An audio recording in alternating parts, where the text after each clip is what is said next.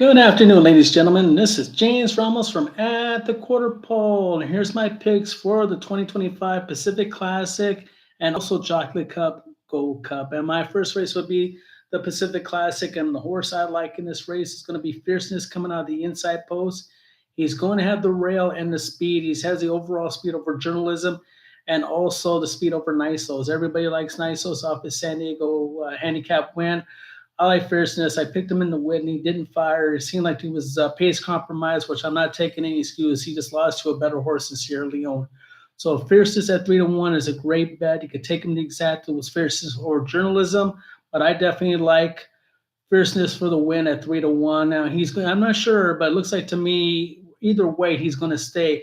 This was a very odd race indeed because the Pacific Classic had offered two other horses that were supposed to run this race. Those two other horses was supposed to be Baeza. Baeza now has opted now to go back to the East Coast. That's a different word from what I got from John Sheriffs early in the month that he wanted to stay away from the East Coast. That Baeza already traveled many miles running in the Triple Crown races and wasn't ready to go back to the East Coast. But the East Coast he goes back to, and I'm not sure what they're looking for in Baeza. I just don't like the Pennsylvania Derby as a race to be going into the Breeders' Cup Day.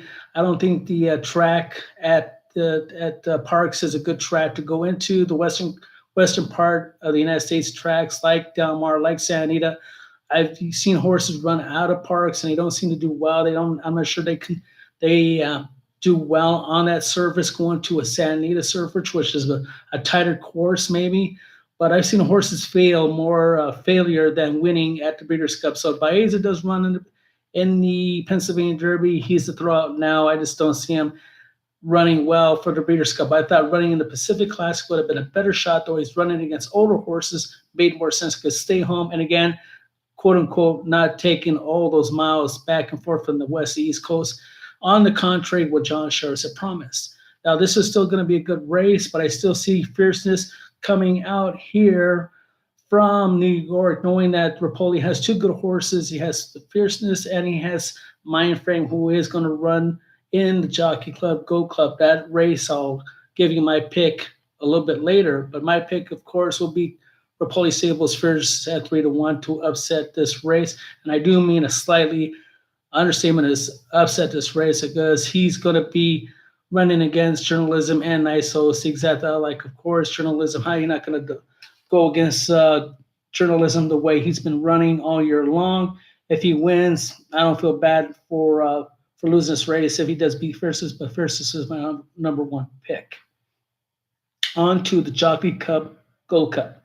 And Rapoli Stables has Mindframe, who I'm excited to see run again after winning the Stephen Foster late in June. So that's already 2 months ago. He has a run. He's running against Sierra Leone, who won the Whitney Stakes. He had the pace setup. But let's be fair about Sierra Leone. He didn't run into a mega fast race. That race was at 2023, 47-1. And what I've stated, this horse could run into 47-1. Did win at a mile and 1/8.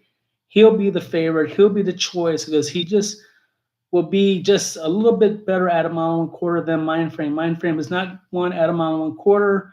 Those are the two favorites. I don't like both of the favorites. I like two long shots in this race. One is Disarm, who comes out of the Whitney race. It looks like he finally woke up a little bit, running third at 38-1. Why do I like Disarm? Because he's improving at the right time. The race is a mile and 1/4. The distance, the extra furlong is going to have to out Disarm. And I'm just tired of all the plethora of the favorites that's been running at Saratoga. Saratoga's meet, and this is an understatement, has been very formful to a point where I haven't seen a lot of prices coming first or second, ladies and gentlemen.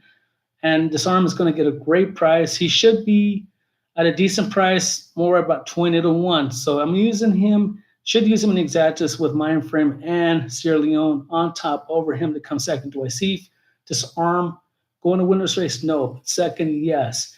My second long shot I do also like was Antiquarium, who ran second to Phineas Fogg in his last race, and another horse who will like the mile and 1/4 distance.